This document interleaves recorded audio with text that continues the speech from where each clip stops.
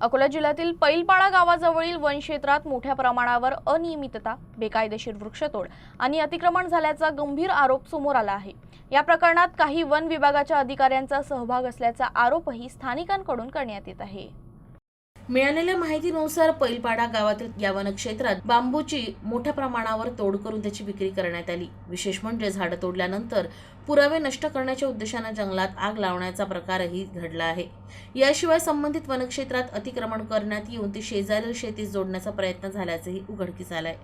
या भागाची नुकतीच मोजणी करण्यात आली होती। दरम्यान जंगलातील झाडं तोडून त्यांची वाहतूकही करण्यात आली। यामुळे ही बाब आता अधिक गंभीर मानली जाते। स्थानिकांनुसार या वनक्षेत्रात अतिक्रमण रोखण्यासाठी ट्री कन्झर्वेशन मॅनेजमेंट योजना मंजूर करण्यात आली। 31 मार्च रोजी या योजनेसाठी निधीही काढण्यात आला, मात्र प्रत्यक्षात कोणतीही कामं करण्यात आली नाही। उलट काही अधिकाऱ्यांच्या संगनमतानं जंगलातील संसाधनांची विक्री करून अतिक्रमणास प्रोत्साहन दिल्याचा आरोप करण्यात येतोय।